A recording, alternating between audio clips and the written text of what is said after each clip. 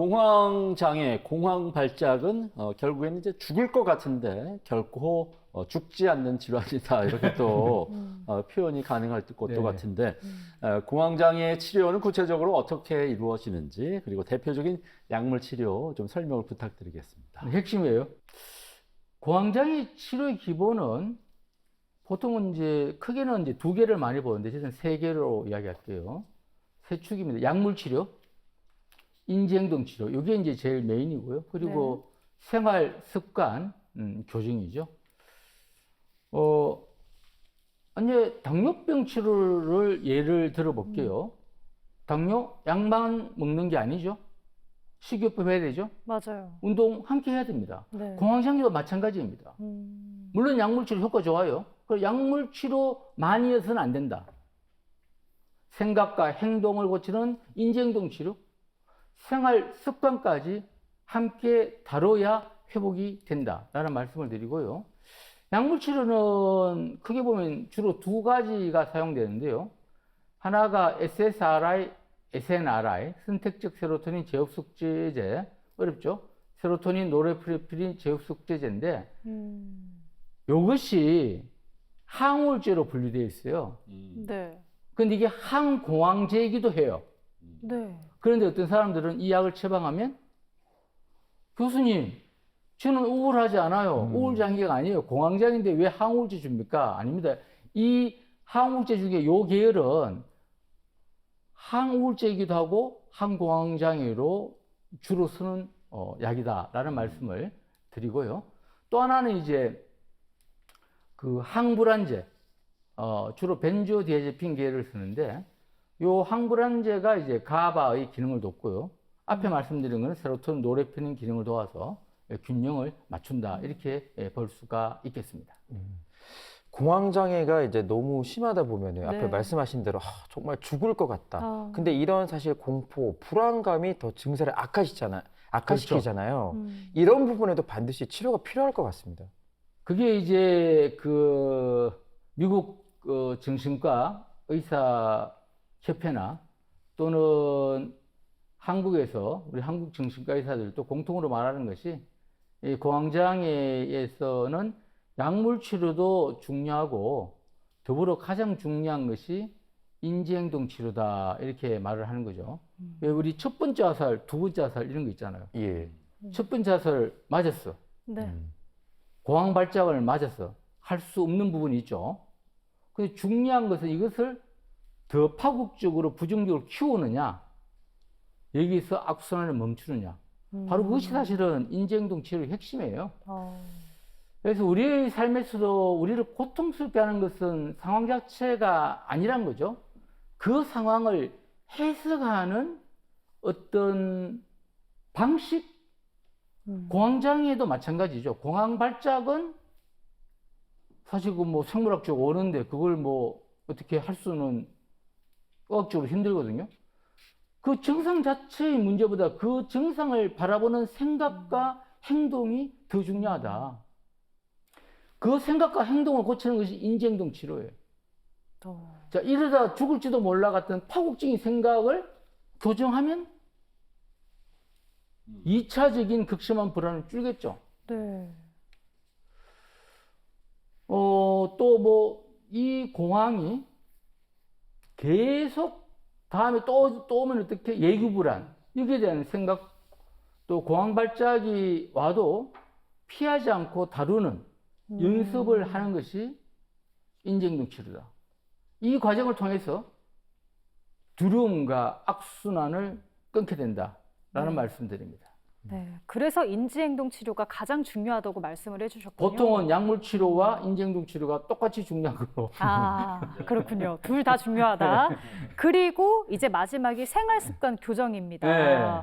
특히 공황장애는 스트레스의 영향을 많이 받잖아요. 네. 그러면 이 스트레스를 잘 관리하는 것도 생활습관 교정의 한 부분이겠네요. 들어가죠. 이게 이제 요게 앞에 게 두 개 너무 중요하니까 빠뜨리는 경우가 잠깐 이제 있거든요. 책이나 인터넷에서 제가 넣은 거는요.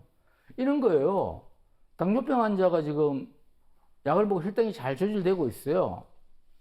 그런데 본인이 밥 5그릇 먹으면 안 되잖아요. 안 되죠. 과식하면 안 되잖아요. 네. 이런 이 식생활 습관이 중요하잖아요. 공황장애도 마찬가지입니다. 예를 들자면 간이 나쁜 사람이 있어요. 리버 간이 나쁜 사람. 네. 간이 나쁜 사람 술 많이 먹으면 안 되잖아요. 네. 같은 걸로 공황발작이 이제 사실은 밀접한 게 이제 스트레스거든요. 스트레스가 많은 시기에 잘 발생해요. 그래서 30대에서 50대가 많잖아요. 이 공황장애 환자들이 처음 증상이 나타나기 전에 대부분 심한 스트레스를 겪는 거죠. 그럼 심한 스트레스를 겪으면 이 스트레스가 자율신경계 중에 교감신경을 활성화시키거든요.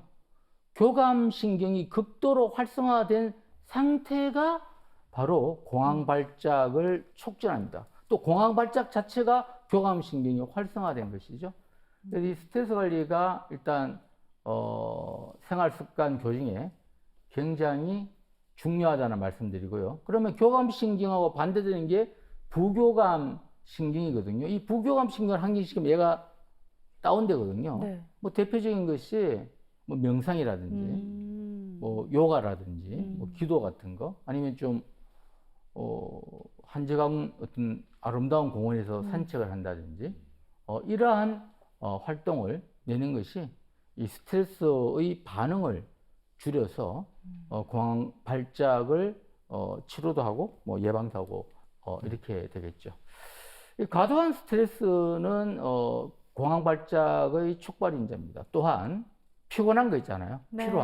피곤한 것도 촉발인자입니다.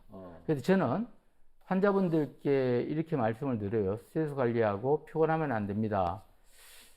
피로는 단순한 몸의 신호가 아니라 뇌의 불안을 자극하는 자극제이다. 결국 휴식은 선택이 아니라 치료와 예방의 일부다라는 말씀 드립니다. 알겠습니다. 스트레스 받아도 좋지 않고 피곤해도 안 되고 참 이게 쉽지 않은 문제인 것 같습니다. 근데 또 이 스트레스뿐만이 아니라 공황장애를 악화시키는 4가지 요인이 있다고 얘기를 들었는데 이런 것들을 좀 잘 관리하는 것도 중요하겠죠. 네. 어떻습니까? 참고로 이제 제가 무슨 의미인지는 충분히 공감을 했는데요. 일단 기본적으로는 스트레스는 안 받을 수 없다는 사실을 알아야 돼요. 네. 인생 자체가 스트레스다. 여기에서 인지치료는요, 스트레스를 안 받겠다는 뜻이 아니라 이 받은 스트레스의 반응을 마음 근력을 키우면 옛날에는 이 스트레스를 받을 때 10 정도의 강도를 받았다면 1로 낮추는 그 작업을 해야 되는 거죠. 그냥 우리는 지금 지식은 발전돼 있는데 이러한 마음 근력에 대한 지혜는 지식 발전과는 달리 상당히 부족하다 말씀을 우선 드리고요.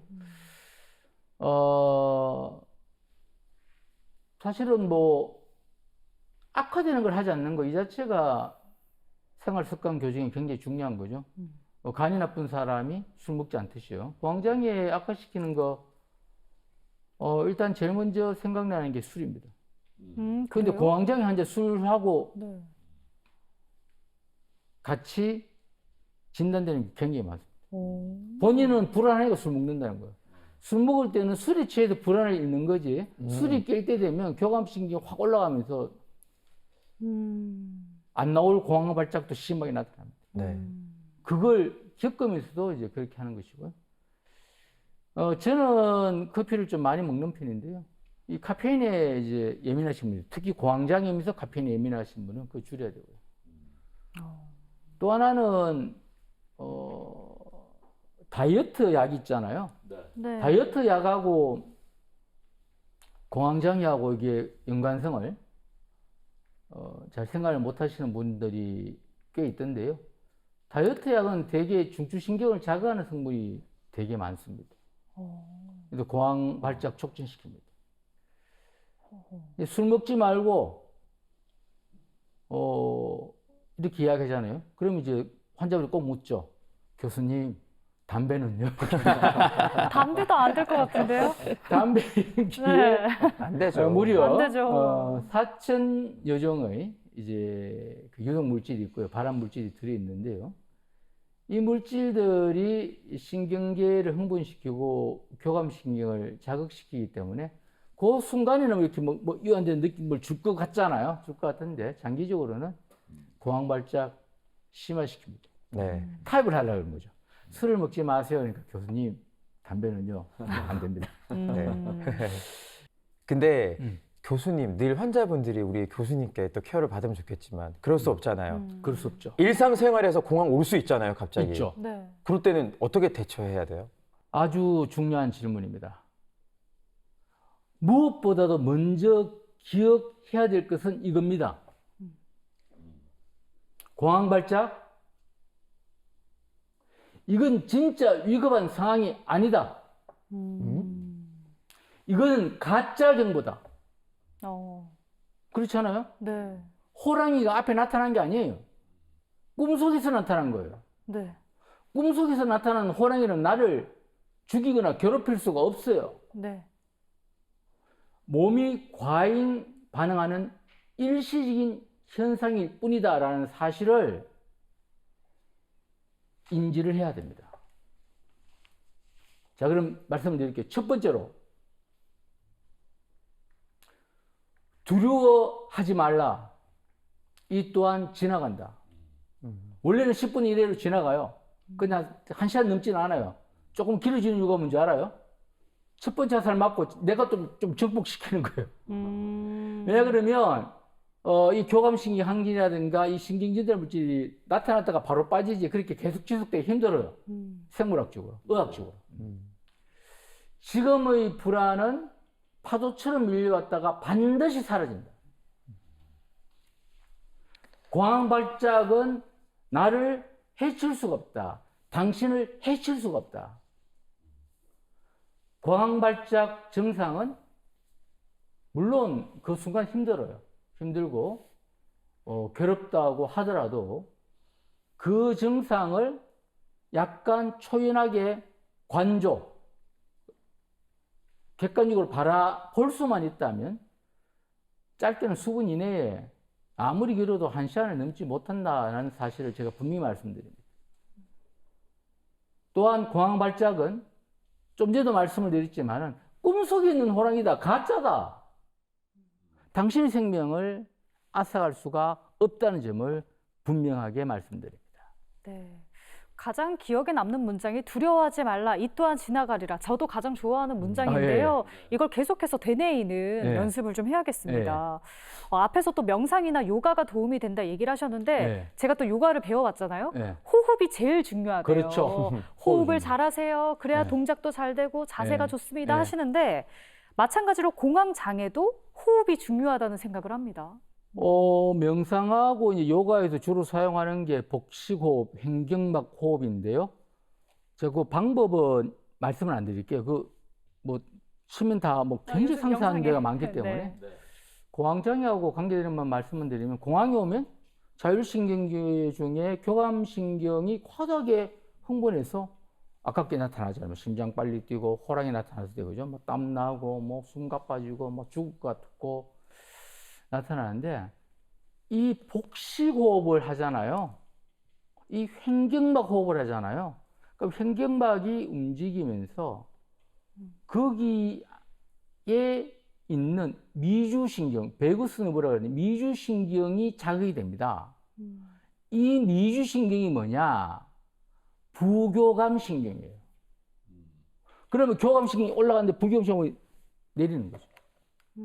그래서 보통은 이거 할 때 이제 사초를 마시고 육초를 내뱉으라고 하는데, 중요한 포인트는 사초를 마시든 육초를 내뱉든 또 초가 약간 달라지든 내뱉는 시간을 길게 가져가는 게, 이제 흡입하는 시간보다 길게 가져가는 것이 부교감신경 자극 효과가 훨씬 높다는 거고요.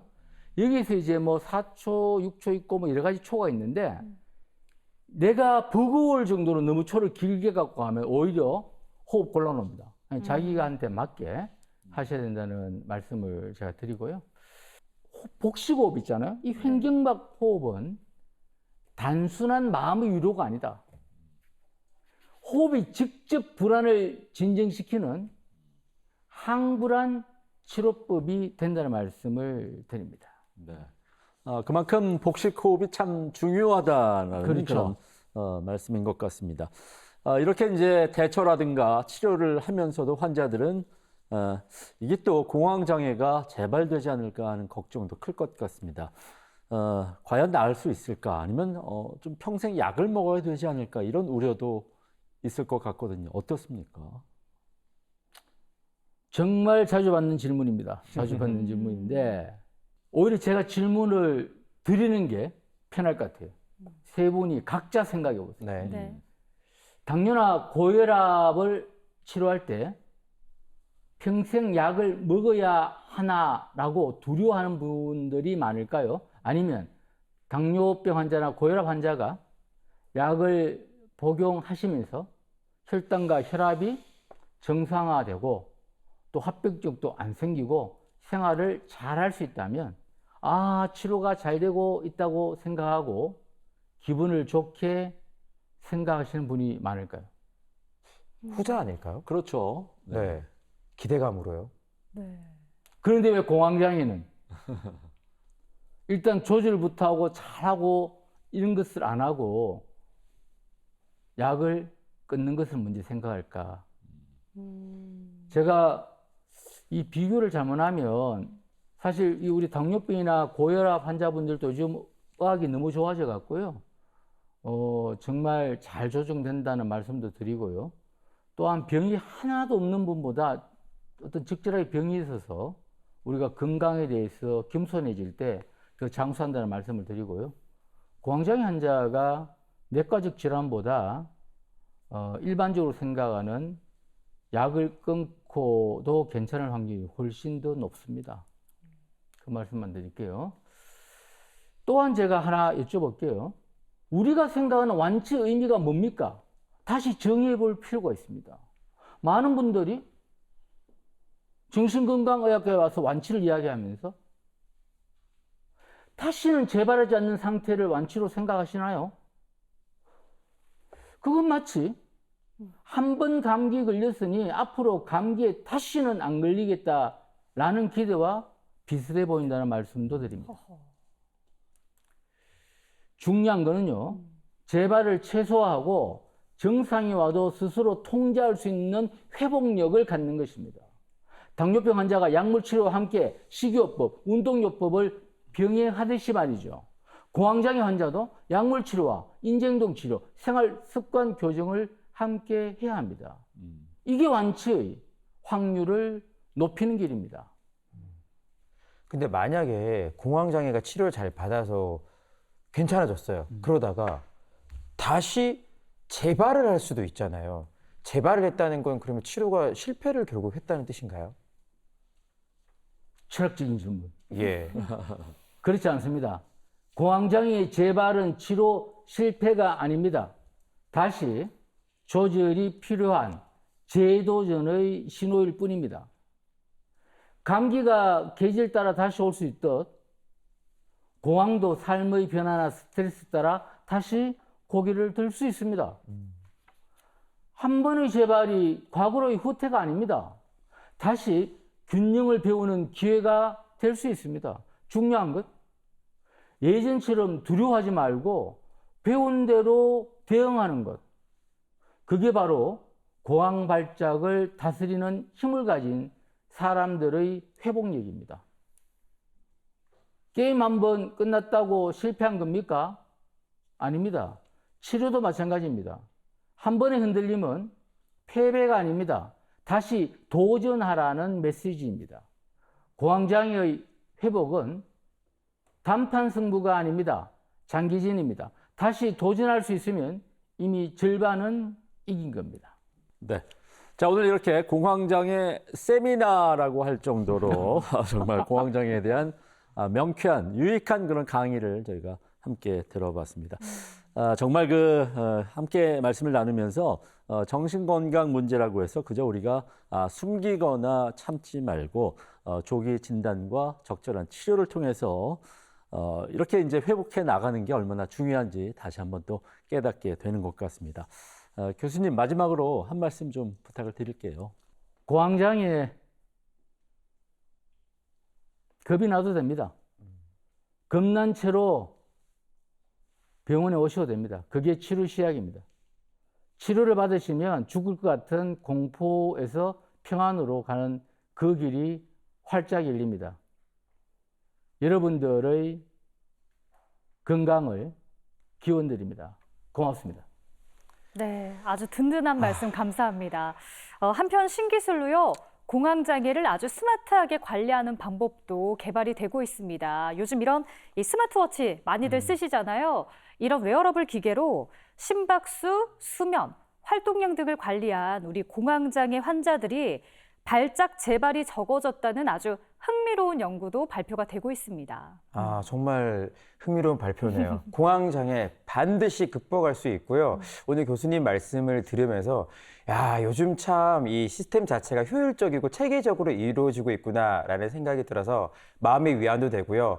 오늘을 통해서 자신의 마음 건강 상태뿐 아니라 내 가족, 내 지인들의 건강 상태까지 한번 돌아보셨으면 좋겠습니다. 네, 그렇습니다. 오늘 도움 말씀 주신 동국대학교 경주병원 사공정규 교수님 좋은 말씀 감사드립니다. 네, 고맙습니다. 고맙습니다. 네. 그리고 철원 씨와 예은 씨도 수고 많았습니다. 건강하세요.